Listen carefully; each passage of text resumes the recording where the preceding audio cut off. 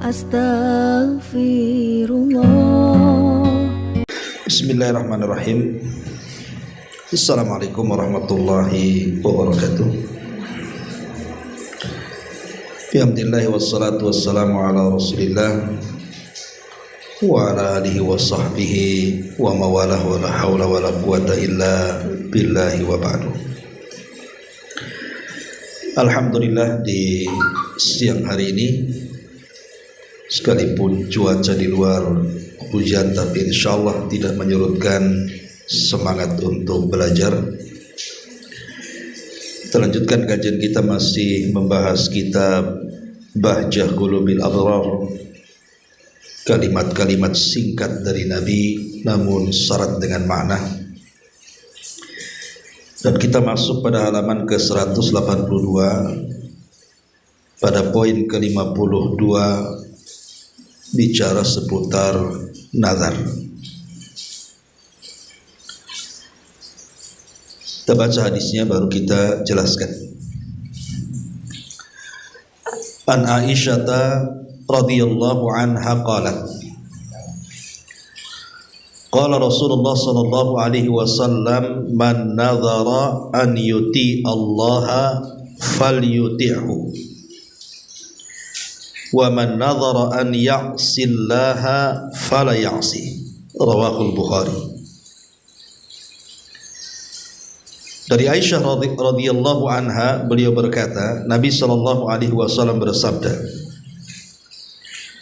barang siapa yang bernazar untuk mentaati Allah, maka taatilah dia. Dan barang siapa yang bernazar untuk bermaksiat kepada Allah, maka jangan pernah bermaksiat kepadanya. Ma'asyiral muslimat yang dimuliakan Allah Subhanahu wa taala, bab ini bab yang sangat penting sekali, karena kalau bicara tentang nazar ini, umum di masyarakat, terutama orang-orang awam itu, mereka biasa bernazar dengan sebuah keyakinan bahwa nazar itu bisa membolak-balikan takdir. Padahal sebenarnya takdir itu tidak akan bisa dirubah dengan nazar. Kita sering mendengar di masyarakat kalimat, kalau seandainya anak saya sakit kemudian sembuh, maka saya akan sedekah. Kalau seandainya anak saya lulus dari universitas, maka saya akan menyembelih seekor sapi kemudian saya akan sedekahkan ke panti asuhan. Kalau seandainya ibu saya sembuh, saya akan ajak dia naik haji atau umrah. Sering kita mendengar kalimat-kalimat seperti ini di masyarakat. Lah, dalam bahasa fikih itu disebut nazar iwad namanya. Nazar barter. Lah, nazar seperti ini, Bu, tidak boleh dilakukan. Kenapa demikian? Ada 5 perkara yang harus dipahami. Pertama, orang yang sudah bernazar biasanya kebanyakan mereka tidak sanggup melaksanakannya. Pamannya seperti contoh tadi, kalau ibu saya sembuh, maka saya akan ajak dia berangkat haji. Sudah sembuh, tak berangkat-berangkat, tuh, karena berat melaksanakannya. Ini yang pertama. Yang kedua, timbul penyesalan, Bu. Kenapa dulu saya bernazar? Kenapa saya dulu bernazar? Coba kalau nggak bernazar kan nggak seberat ini. Nah, itulah, maka jangan sembarangan nazar. Apalagi ketika nazar itu muluk-muluk pula nazarnya itu. Kalau anak saya sembuh, saya kasih makan orang satu kampung. Dari mana duitnya itu? Akhirnya timbul penyesalan, kan, Bu? Kemudian yang ketiga, sama dengan membeban-bebankan diri akhirnya. Yang tadinya tidak banyak pikiran, akhirnya kepikiran. Yang tadinya tidak banyak tanggungan, akhirnya banyak tanggungan. Stres sendiri jadi hidupnya. Kemudian yang keempat, ini bentuk su'ul adab namanya Bu ya. Su'ul adab itu artinya buruk bermuamalah dengan Allah Subhanahu wa taala. Tidak punya adab kepada Allah Subhanahu wa taala. Seolah-olah Allah Subhanahu wa taala memberikan kesembuhan itu kalau kita memberikan sesuatu kepada Allah. Ini kan su'ul adab namanya Bu. Karena Allah Subhanahu wa taala itu ketika memberikan sesuatu kepada kita itu tidak harus dengan imbalan dan tidak berhajat dengan imbalan. Karena satu jarum yang diletakkan di air lautan kemudian diangkat, kemudian di ujungnya ada satu tetes. Lah satu tetes itu cukup untuk memberi makan seluruh makhluknya, untuk memenuhi hajat seluruh makhluknya. Allah gak butuh dengan barter. Makanya orang kalau mengatakan seperti itu, kalau anak saya sakit kemudian sembuh, saya akan kasih makan orang satu kampung, saya kasih makan 3 yayasan fakir miskin, saya akan naik haji dan begitu seterusnya. Ya sekalipun bagus nadarnya, tapi kan ini su'ul adab ma Allah namanya, buruk bermuamalah dengan Allah Subhanahu wa taala. Dan yang kelima, saya katakan dari awal, nazar itu tidak merubah takdir. Nazar itu tidak merubah takdir sama sekali. Bukan karena ibu bernazar, kalau ibu saya sembuh saya akan naik haji, saya ajak ibu saya naik haji, tiba-tiba sembuh. Tidak ada. Banyak orang nazar kok nggak sembuh-sembuh penyakitnya kok. Lah karena 5 poin inilah Bu, maka jangan sembarangan nazar. Ya, nazar itu yang mutlak-mutlak aja dalam ketaatan, bukan karena sebuah iwad barter. Makanya di sini Nabi sallallahu alaihi wasallam mengatakan, "Man nadhara an yuti Allah falyuti'hu wa man nadhara an ya'si Allah fala ya'si." Barang siapa yang bernazar karena ketaatan kepada Allah Subhanahu wa taala, maka taati Allah. Barang siapa yang bernazar karena kemaksiatan kepada Allah Subhanahu wa taala, maka jangan dilaksanakan. Intinya bahwa ibu jangan sembarangan nazar gitu saja. Karena memang hukum nazar sendiri ada yang mengatakan makruh, ada yang mengatakan mubah, bahkan ada yang sampai mengatakan haram di permulaannya. Tapi kalau nazar itu sudah terjadi, maka wajib hukumnya untuk melaksanakan kalau seandainya di atas ketaatan kepada Allah Subhanahu wa taala. Karena begini Bu, ada sebuah hadis yang dikeluarkan oleh Imam Bukhari dan juga Muslim. Kenapa Nabi sallallahu alaihi wasallam melarang dari nazar? Kata Nabi sallallahu alaihi wasallam, "Innahu la yaruddu syai'an." Karena nazar itu sama sekali tidak menolak apapun, artinya tidak membolak-balikan takdir. Wa inna ma yustakhraju bihi mim bakhilin. Apalagi nazar itu biasanya tidak terkeluar dari lisan kecuali orang bakhil. Kenapa dikatakan nazar yang sifatnya iwad tadi, barter tadi, tidak keluar kecuali dari orang bakhil? Karena kalau seandainya nazarnya tidak terpenuhi, dia tidak akan bersedekah tuh. Contoh namanya kalau anak saya sakit, saya tunggu sampai sembuh. Kalau dia sembuh, saya akan bersedekah. Rupanya tak sembuh-sembuh, akhirnya kan tak sedekah tuh. Nah, itulah letak bakhilnya di situ. Makanya sekali lagi di sini, kalau memang nazarnya karena Allah Subhanahu wa taala, ya taati. Kalau nazarnya bukan karena Allah, maka hindari. Ya. Ma'asyiral muslimat yang dimuliakan Allah Subhanahu wa taala. Sebenarnya Allah Subhanahu wa taala di banyak ayatnya itu banyak memuji orang yang bernazar. Seperti Allah mengatakan, "Wa ma anfaqtum min nafaqatin aw nadhartum min nadharin fa innallaha ya'lam."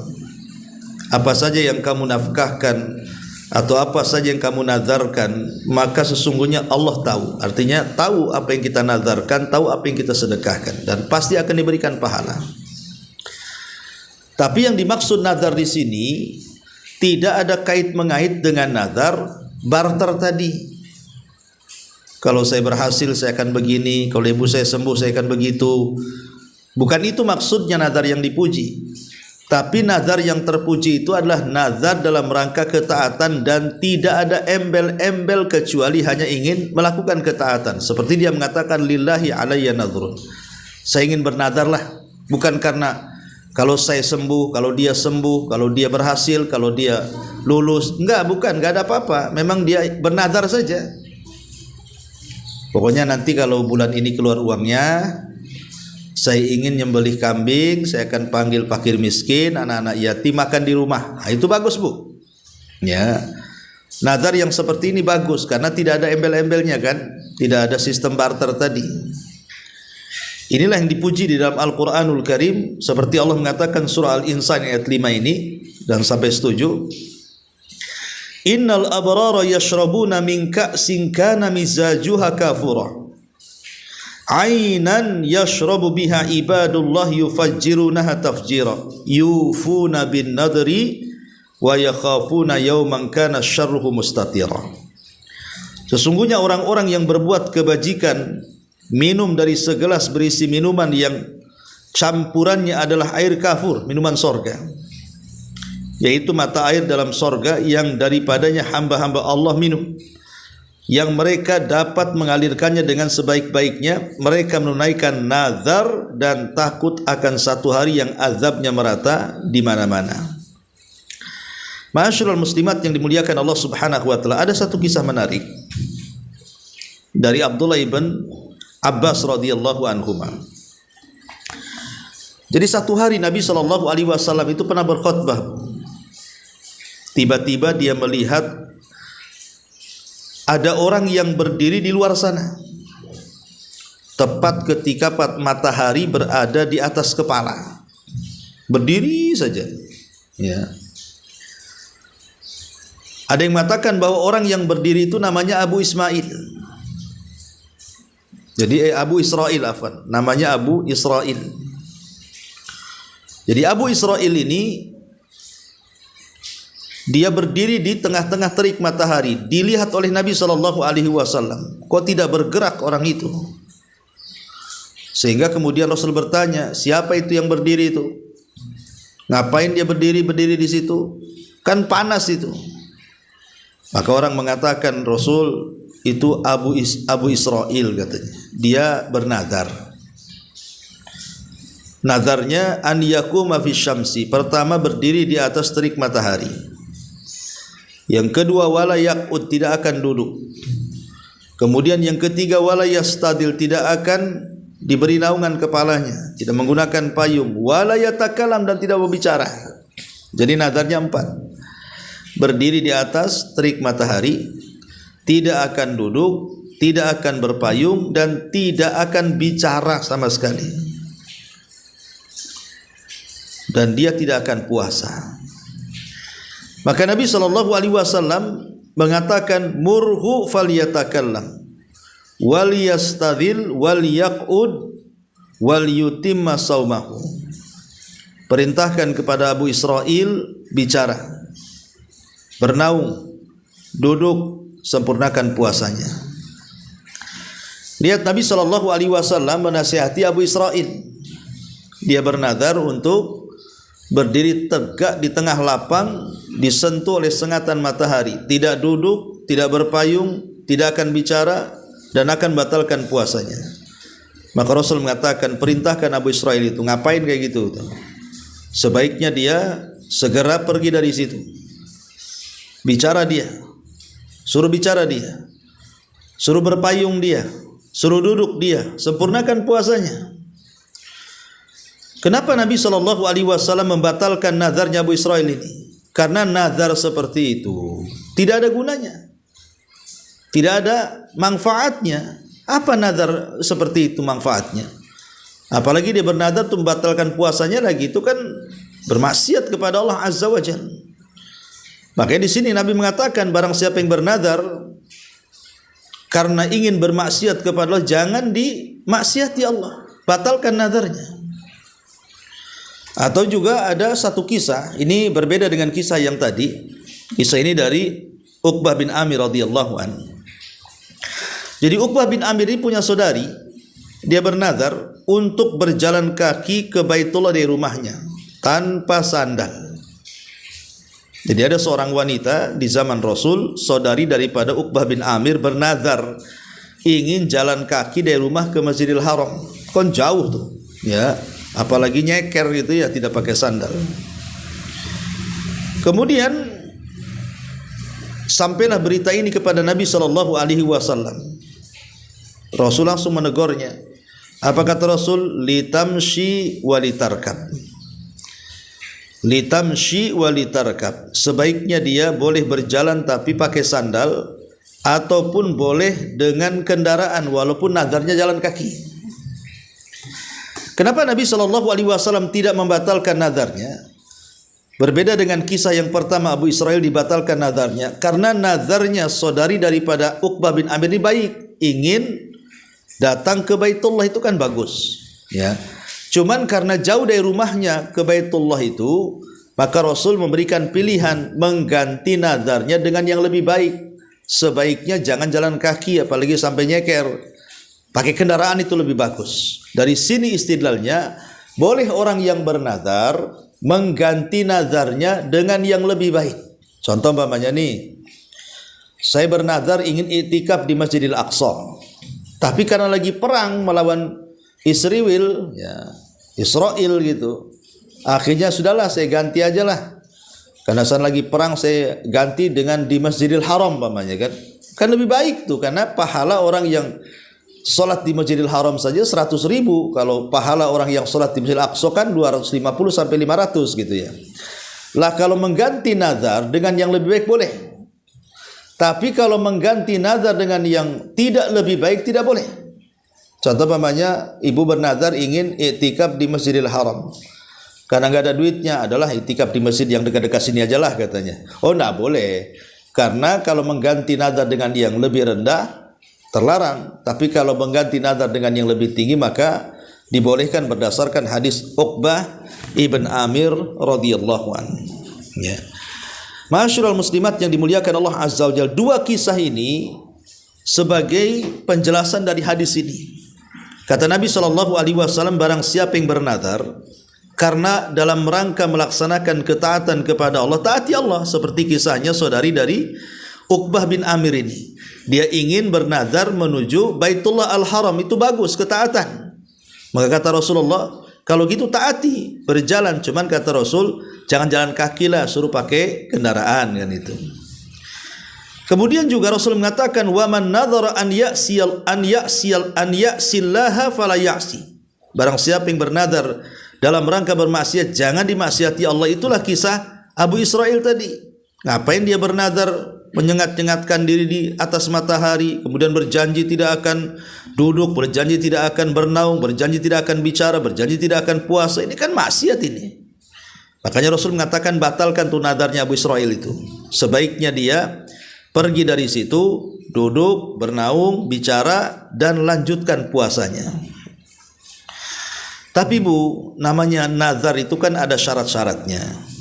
Nah, syarat nazar itu ada 5 Bu. Ibu kalau ingin nazar itu syaratnya 5. Pertama, tidak boleh nazar kecuali dalam rangka ketaatan. Umpamanya bernazar ingin sedekah ke fakir miskin, bernazar ingin puasa, bernazar ingin umroh, bernazar ingin haji, bernazar ingin berpuasa dan begitu seterusnya, maka itu sangat dianjurkan. Kalau ingin bernazar, maka bernazarlah dalam ketaatan. Yang kedua, ya, bernazar sesuai dengan kesanggupan Bu. Jangan ibu tak sanggup bernazar dengan sesuatu yang mustahil ibu lakukan. Contoh nih, ibu tahulah suami ini kerjanya apa gitu ya, per bulan juga dapat berapa. Tiba-tiba kemudian ibu bernazar dengan mengatakan umpamanya, saya ingin bernazar memberi makan orang satu Indonesia. Uang dari mana Bu? Satu Indonesia, negara saja tidak sanggup. Ya, negara saja nggak sanggup kan. pusing dia mau ngasih makan anak-anak sekolah tuh, sampai minta sedekah kan gitu ya.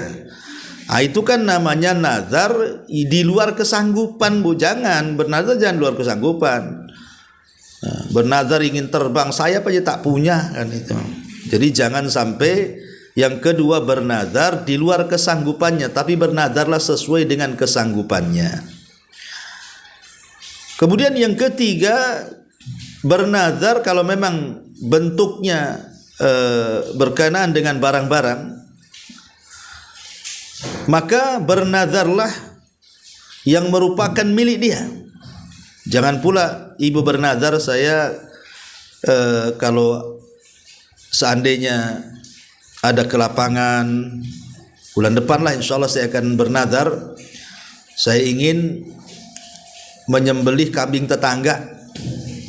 Nggak boleh, Bu. Ya, itu kambing tetangga milik orang kok disembelih pula, dibagi-bagikan ke fakir miskin, marahlah tetangganya. Jadi harus milik sendiri kambingnya. Ya beli, sembelih, bagikan ke fakir miskin. Karena harus milik sendiri. Yang keempat, jangan bernazar di tempat-tempat yang ada kesyirikan, Bu. Karena begini, di zaman Rasul ada orang yang datang kepada Nabi SAW ingin bernazar di satu tempat namanya Buana. Maka Rasul bertanya, di Buana itu ada berhala enggak? Kata Rasul. Yang disembah. Oh, enggak ada, kata Rasul. Di Buana itu ada acara orang-orang musyrik enggak? Ulang tahun mereka. Kata sahabat ini, enggak ada, wahai Rasul. Maka Rasul mengatakan, kalau enggak ada keduanya, ufi binadrik, laksanakan nazarmu.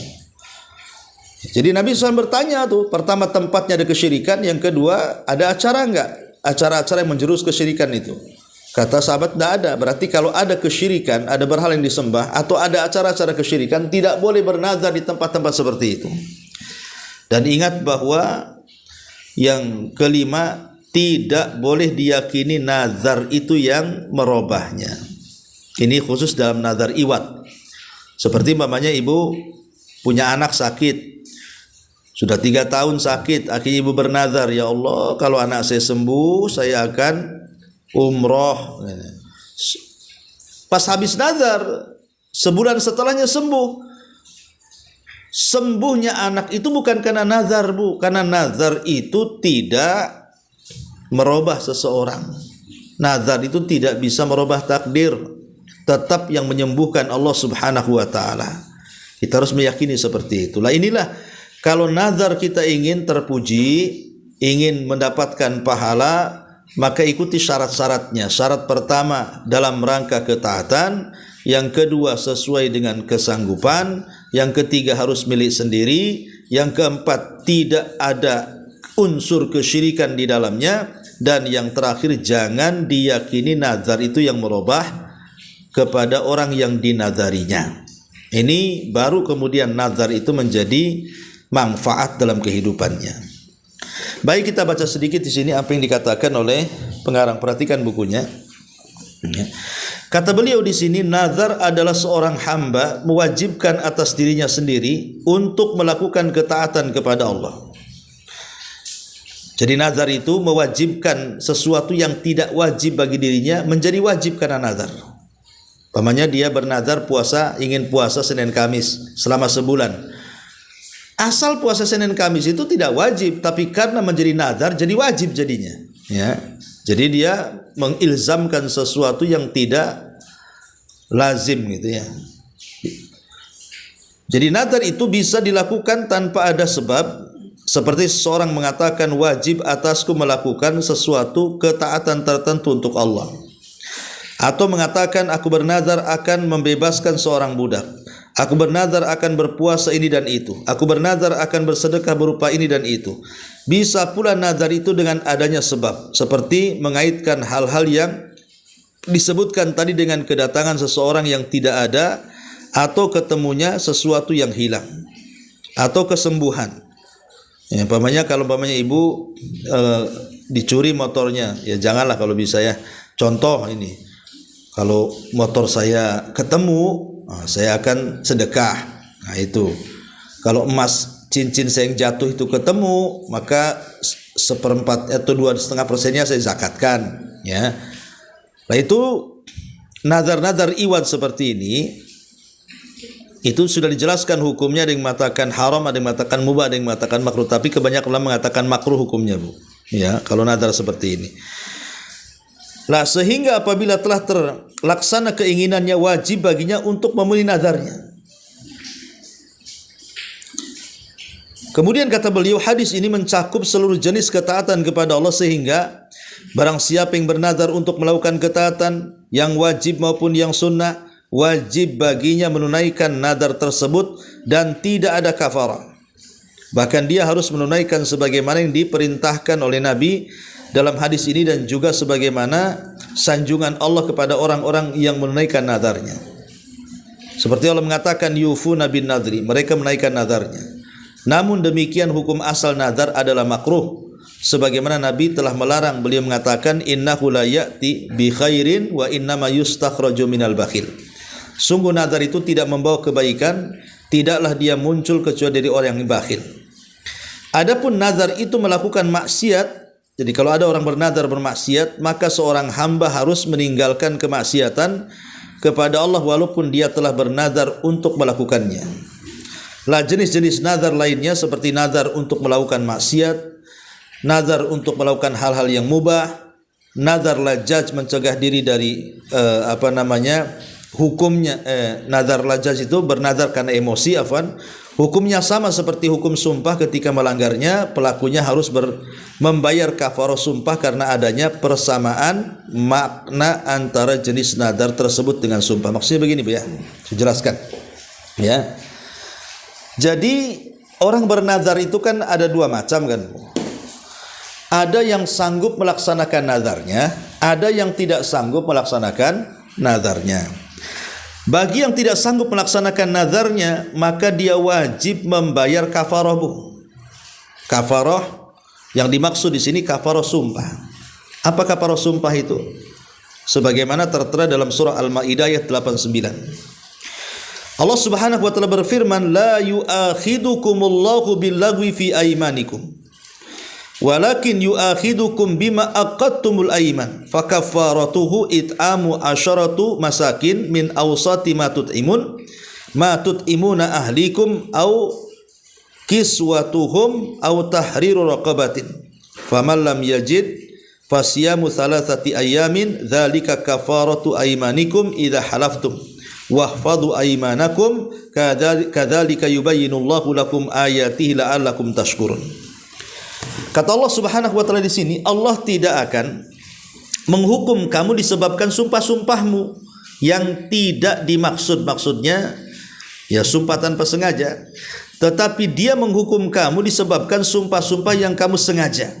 Maka kafarah pelanggaran sumpah itu adalah satu, memberi makan 10 orang miskin, yaitu dari makanan yang biasa kamu berikan kepada keluargamu, atau yang kedua memberi pakaian kepada mereka, atau yang ketiga memerdekakan seorang budak. Barang siapa yang tidak sanggup maka dia harus berpuasa 3 hari berturut-turut. Lah di sini perhatikan, ya. Jadi nazar itu oleh para ulama disamakan dengan sumpah.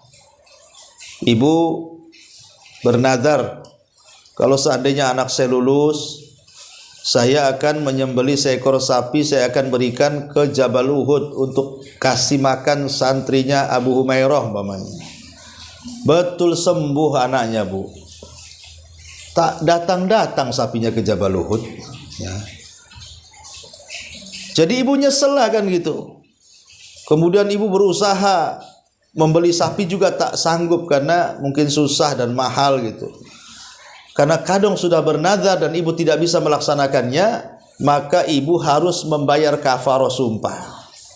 Apa itu? Pertama, memberi makan 10 fakir miskin, atau memberi pakaian 10 fakir miskin, atau memerdekakan budak, atau kalau tidak sanggup semuanya dari tiga-tiganya, ibu puasa 3 hari berturut-turut.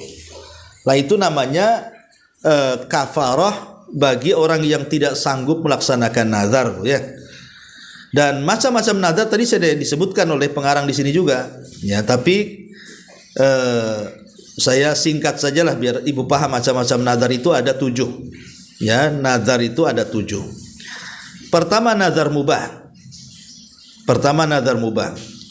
Yang kedua nazar mutlak. Yang ketiga nazar al-lijaj. Yang keempat nazar makruh, yang kelima nazar haram, yang keenam nazar wajib, dan yang terakhir nazar iwad. Pertama nazar mubah. Maksudnya ibu bernazar itu dalam perkara mubah. Contoh seandainya kalau suami saya datang dari safar, saya ingin bernazar memakai pakaian berwarna merah, pamannya, atau pakaian berwarna hitam, atau pakaian berwarna corak. Lah itu kan perkara pakaian kan mubah, Bu. Perkara pakaian ini mubah. Lah ini pilihan namanya. Perkara mubah itu pilihan. Betul-betul suaminya datang, Bu. Ya. Cuman setelah ibu pakai ngaca tak cocok pula warnanya. Padahal sudah bilang warna hitam, rupanya cocoknya warna biru gitu ya. Lah ini nazar mubah ini bisa dilaksanakan, bisa tidak dilaksanakan. Tapi kalau tidak dilaksanakan berkafarah, Bu. Ya. Walaupun nazarnya mubah gitu ya, tapi kalau tidak dilaksanakan harus bayar kafarah. Ya. Kafarah sumpah tadi yang saya sudah sebutkan. Yang kedua nazar mutlak. Nazar mutlak itu tidak disebutkan objek nazarnya, atau pokoknya saya nazar aja lah yang itu. Nah, itu bayar kafarah itu. Ya. Kemudian yang ketiga nazar lijaj. Lijaj itu maksudnya ghadab, marah. Ibu saking marah, awasnya. Kalau datang saya bernazar, nah, sehingga kasih makan dia, umpamanya kan. Lah ini nazar karena sebuah emosi, lihat emosinya ke positif kah ke negatif gitu. Tapi yang jelas kalau tidak dilaksanakan bayar kafarah. Kemudian ada namanya nazar makruh. Nazar makruh ini seperti namanya nazar seseorang mau menceraikan istrinya karena tetangga sebelah baru cerai, tetangga sebelahnya lagi baru cerai. Dia pun bernazar, aku bernazar juga mau menceraikan istri saya. Jadi nazar menceraikan istri karena ikut-ikutan orang menceraikan istrinya, itu makruh namanya, Bu. Nah, ini jangan dilaksanakan yang seperti ini. Dan dia harus bayar kafarah. Kemudian ada namanya nazar haram, ini jelas bernazar ingin korupsi, bernazar ingin mencuri, bernazar ingin membunuh. Nah, ini jelas tidak boleh dilaksanakan ya. Nah, kemudian yang keenam ada nazar wajib namanya. Nazar wajib ya dalam ketaatan. Seperti ingin puasa Senin Kamis, puasa Daud, ingin sedekah, itu ketaatan ya. Lah yang dihukumi oleh para ulama yang awal saya jelaskan tadi, nazar iwad itu yang paling banyak. Ini yang terakhir. Itu yang paling banyak di masyarakat lah nazar iwad, nazar barter tadi. Kalau anak saya sembuh, orang tua saya sembuh, anak saya lulus, saya akan begini begitu, begono macam-macam. Lah itu yang seperti ini yang sebaiknya ditinggalkan. Karena ada 5 perkara yang saya sebutkan di awal tadi. Ya, kebanyakan biasanya tidak dilaksanakan. Yang kedua timbul penyesalan. Yang ketiga membebankan diri. Yang keempat buruk akhlak dengan Allah. Dan yang terakhir tidak merubah takdir sebenarnya nazar apapun di hadapan Allah Subhanahu wa taala. Taib sampai di sini, Bu. Ini di antara penjelasan hadis tentang nazar. Silakan kalau ada yang bertanya.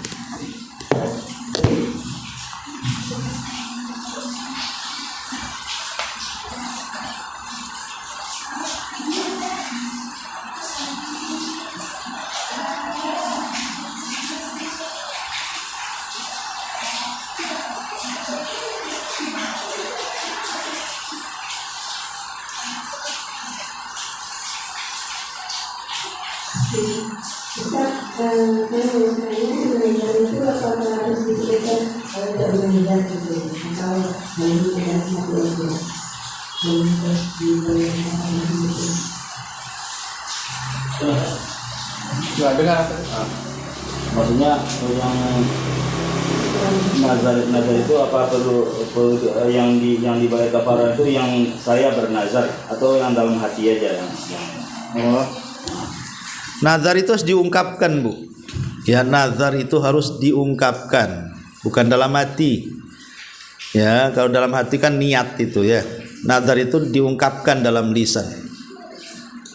Dan nazar yang terpuji itu adalah nazar yang tidak ada embel-embel barternya tadi. Ya, pokoknya saya bernazar sajalah, kalau ada uang saya sedekah, itu bagus tuh. Ya. Tapi kalau nazar yang dimaksud tadi hukumnya makruh sampai haram, itu nazar yang pakai barter. Kalau anak saya sembuh, saya akan menyembelih kambing, saya sedekahkan. Kalau ibu saya sembuh, saya akan ajak dia berangkat haji. Nah, itu yang nggak boleh tuh. Nah, itu ada yang sampai mengharamkannya gitu ya. Wallahu a'lam. Iya.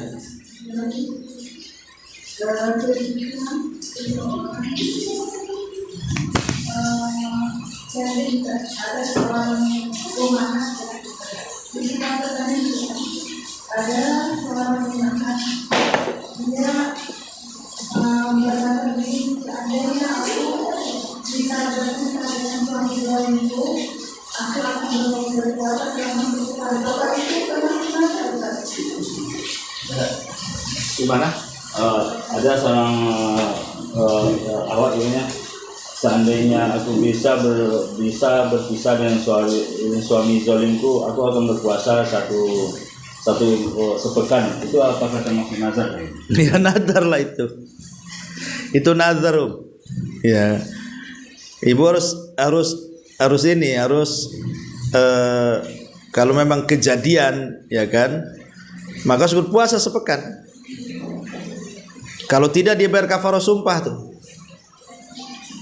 Ya. Kok cuman herannya kok sampai seperti itu kejam banget. Ya mungkin udah kesal sama suaminya ya. Seandainya aku bisa cerai dengan suami zolimku, memang mungkin suaminya udah zolim kali mungkin tuh ya. Ya, anggaplah begitulah. Ya, memang dia ingin pisah dengan suami zolimnya, saking zolimnya begitu ya. Kemudian dia bernazar, kalau sudah pisah kan senang tuh, ingin puasa sepekan, itu namanya puasa mutlak bu. Dia puasa, karena kan bukan maksiat nazarnya, dia harus penuhi. Kemudian kalau tidak, dia harus bayar kafarah. Wallahu a'lam.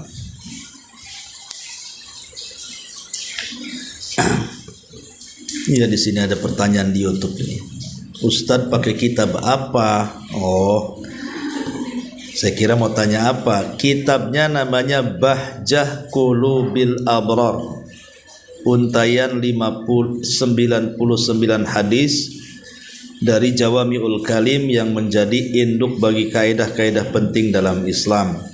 Jadi bisa yang dengar YouTube, bisalah kalau ingin mengikuti kajian lewat YouTube setiap hari Selasa, maka bisa pesan di online. Nama kitabnya Bahjah Qulubil Abrar, karya daripada Syekh Abdurrahman bin Nasir As-Sa'di. Itu tinggal pesan di online saja. Bisa nanti ikuti pelajaran online setiap Selasa siang lewat YouTube. Wallahu a'lam. Subhanakallahumma bihamdika asyhadu an la ilaha illa anta astaghfiruka wa atubu ilaik. Allahu taala alam. Assalamualaikum warahmatullahi wabarakatuh.